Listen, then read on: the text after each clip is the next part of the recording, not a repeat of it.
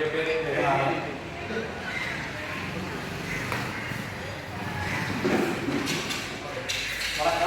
என்னுடைய பேர் ஜெகநாதன். நான் என் பேரும் முதலாளி. ஆனால் நான் வந்திருக்கிறது எங்களுடைய கல்விவளத்துக்கு முதலாளி பயனுக்கு வசந்தநாதன் ஜெகநாதன். நான் ஒரு ஆசிரியர். நான் வழிவழக்கு சார்பாக என்னுடைய முதலாளி.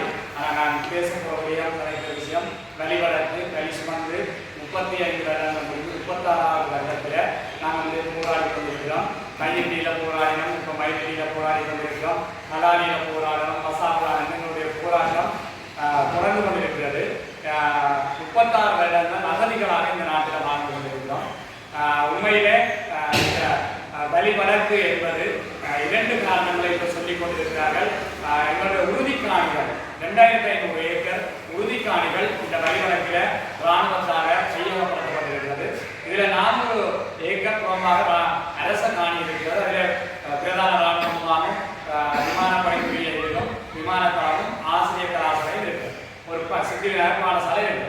இது அரச காணியாக பிரதேச செயலகத்தால் குறிப்பிடப்படுகிறது.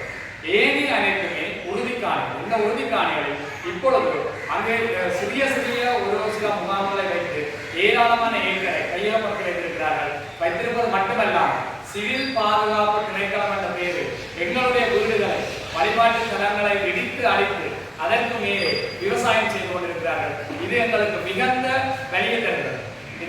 அது மட்டுமல்லாமல் இந்த விமான நிலைய விஸ்தரிப்பு என்ற ஒரு பொய்யை சொல்லிக்கொண்டு இந்த விமான நிலையத்தை விஸ்தரிப்புக்கான ஓடுபாடு 2400 மீட்டர் நீளமான ஓடுபாதை இருக்கும். இதில் 1300 மீட்டர் நீளமான ஓடுபாதையில தான் இப்பொழுது விமானம் வந்து இறங்குகிறது. இது சர்வதேச விமான நிலையம் என்ற போர்வையில் இந்தியாவில் இருந்து இப்பொழுது ஒரு ஃபிளைட் தான் ஓடுது. 2 ஓடினது. திருச்சியில இருந்து ஓடினது, சென்னையில இருந்து. இப்ப திருச்சியில இருந்து வரல, சென்னையில இருந்து வருது. அந்த 80 பேர் ஏறக்கூடிய விமானத்துல 25 பேர் அப்படி வந்தார்கள். இப்பொழுது ஒரு தடவை விமானம் லேண்ட் பண்றதுக்கு 6 லட்சம் ரூபாய் கட்ட வேண்டும். இப்பொழுது சென்னையில் இருந்து மட்டும் ஒரு விமானம் வரும். ஆகவே சர்வதேச விமான நிலையம் என்ற பேரில அதை வச்சுக்கொண்டு அதை சுத்தி ஏராளமான இடங்களை கையகப்படுத்தி வச்சிருக்கிறார்கள். அதை தாங்கள் பிடிக்க வேண்டும் என்று விததி பாதுகாப்பு அமைச்சர் பாராளுமன்றத்தில் சொல்லியிருக்கிறார். இராணுவத்தினுடைய பாதுகாப்பு தேவைக்காக 1600 ஏக்கர் வேண்டும் என்றும் விமான நிலையத்துக்கு 700 ஏக்கர் வேண்டும் என்று சொல்லியிருக்கிறார். இதை வன்மையாக கண்டிக்கிறோம். ஒருபோதும் எங்களுடைய உறுதிக்காணிகளை பிடிப்பதற்கு ஜனாதிபதி கூட பிடிக்கலாம். அவை இராணுவம் எழுந்தமானமாக இந்த தகவல்களை சொல்லிக் கொண்டிருக்கிறார்கள். ஆகவே இப்ப நான் பலாரி வீதிக்கு கிழக்கு பக்கம் பார்த்தோம்னு சொன்னார். ஜனாதிபதியாக வந்த முதலாவது டிசிசி மீட்டிங்ல ஜனாதிபதி உடனடியாக சொன்ன விஷயம் ரோட்டு கிழக்கு பகுதியை விட சொல்லியிருக்கிறார். இதுவரைக்கு அதுல 2 சிறிய முகாம்கள் இருக்கிறது. 350 ஏக்கருக்கு மேற்பட்ட காணிகள் இன்னும் அங்கே விடுவிக்கப்படாமல் இருக்கிறது. ஏற்கனவே வடக்கு விக்ரமசிங்க அவர்கள் இருந்தபோது 344 ஏக்கர் விட்ட பகுதிக்கு செல்வதற்கு பிரதான வீதிகள் கூட விடுவிக்கப்படவில்லை. அங்கே விடுவிக்கப்பட்ட பகுதியில ஒரு இராணுவ முகாம் இருக்கிறது, லைட் இன்ஃபென்ட்ரி என்று சொல்லி. அதை விட பலாரி ராஜேஸ்வரி அம்மன் கோயில் 500 வருடங்களுக்கு மேற்பட்ட அந்த கோயிலுக்கு முன்னால் இருக்கிற கராச்சி அங்கு விடுவிக்கப்படாமல் விட்ட பகுதியில இருக்கு.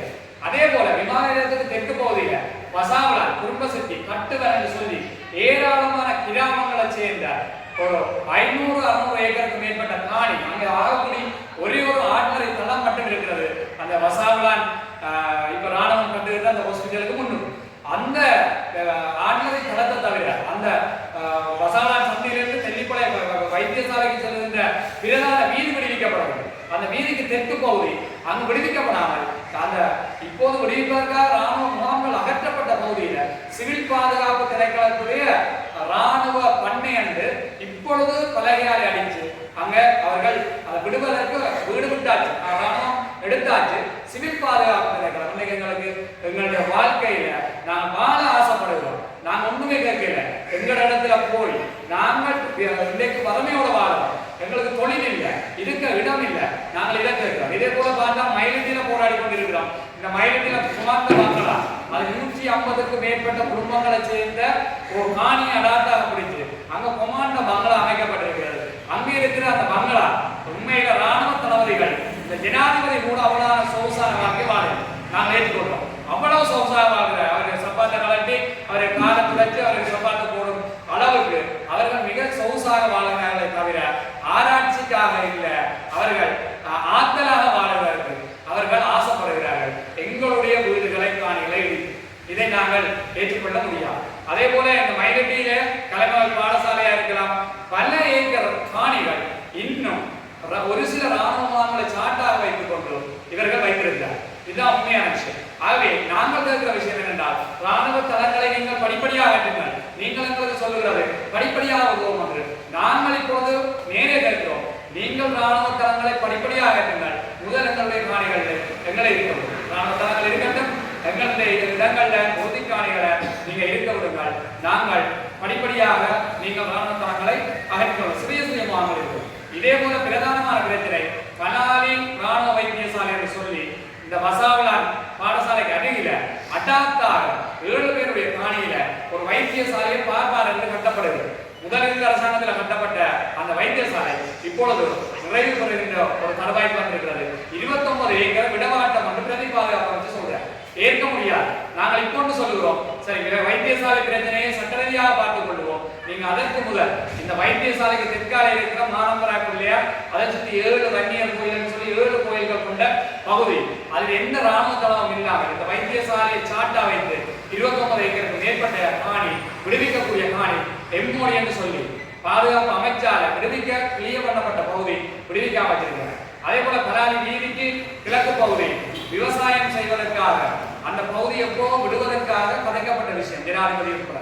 ஆகவே இந்த ராணுவ தளத்துல பிரதான பலாலி ராணுவ தளமும் அதுக்கு பக்கத்தில் இருக்க விமான தளமும் இந்த பலாலி சித்திரையார் பாடசாலை பலாலி ஆசிரியர் கலாசாலை உட்பட்ட அந்த 400 ஏக்கர் உண்மை போதுமானது இவர்களுடைய பாதுகாப்பை உறுதிப்படுத்தும்.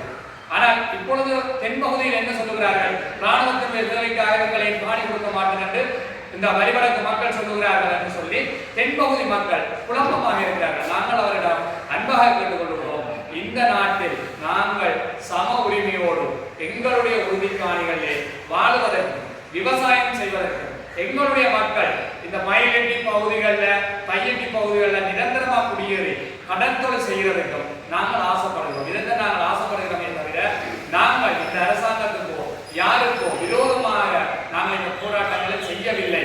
இதுதான் உண்மையான நிலைமையை நாங்கள் சொல்லியிருக்கிறோம். அதை விட 2010ஆம் ஆண்டு பிறகு மாணிக்கமாத ஆலயம், செபஸ்தியார் ஆலயம், அதே போல வரசித்தி விநாயகர் மயிலட்டியில் இருக்கிற ஆலயம், ஒரு விநாயகர் ஆலயம், அதே போல பகனாரோடு பலாலி ரோட்டு கிழக்கால இருக்கிற மேற்கால இருக்கிற ஆலயம் உட்பட 21 ஆலயங்கள் யுத்தத்துக்கு பிறகு இடித்து அழிக்கப்பட்டு அந்த இடங்கள்ல விவசாயம் ராணுவ பண்ணை அமைக்கப்பட்டு கொண்டது. இதை நாங்கள் மிக வேதனையோட பார்க்கிறோம். அதில் 5 பாடசாலைகள் இடித்தளிக்கப்பட்டிருக்கிறது. ஏனைய எங்களுடைய வீடுகளை இடித்து அத்திவாரங்களை கிளறி கொண்டே கடற்கரையில கொண்டு இன்றைக்கு இவர்கள் சிவில் பாதுகாப்பு திணைக்களம் என்ற பேரில் அங்கு மிக சொகுசாக வாழ்ந்து கொண்டிருக்கிறார். அவர்கள் பாதுகாப்புக்காக இந்த இடங்களை வைத்திருக்கவில்லை. இவர்கள் தாங்கள் சொகுசாக வாழ்வதற்காகவே இந்த காணிகளை வைத்துக் கொள்கிறார்கள். நாங்கள் ஜனாதிபதியிடம் கேட்டுக்கொள்கிறோம், இந்த வரிவடக்கு மக்கள் தாங்கள் உங்களுக்குத்தான் அதிகமான பேர் விரும்பி வாக்களித்தவர்கள், உங்களை நம்பினவர்கள், இந்த மக்களுடைய காணி மக்களுக்கு தான் என்று சொன்ன அந்த ஜனாதிபதியை நம்பித்தான் இந்த மக்கள் வாக்களித்திருந்தவர்கள். ஆகவே இது தொடர்பாக நாங்கள் ஏற்கனவே சொல்லியிருக்கிறோம். விபம் ரட்நாயக்க சார் அவர்களுக்கு அமைச்சருக்கு இந்த விஷயங்கள் நன்றாக தெரியும். அதே போல தர்ஷன கெட்டியாராஜி, மகேஷ் சேனாநாயக்கர் போன்ற ராணுவ தளபதிகள் இருக்கிறார்கள். அவர்களையும் சேர்த்து ஜனாதிபதி நேரடி இந்த பகுதிகளை என்ன விஷயம் நடக்கிறது என்ற விஷயங்களை நேரடியாக ஆராய்ந்து நீங்க வந்து பாத்தீங்கன்னா வெளிவடக்குல செம்மண் பூமி, இது காடு இல்லை, இந்த பகுதியை ஒரு வனாந்தரமாக ஒரு காடாக காட்சிப்படுத்தி வர்றவர்களுக்கு இந்த செய்திகளை மூடி மறைத்து இந்த பகுதியை அடாப்டாக வைத்திருக்கிறார்.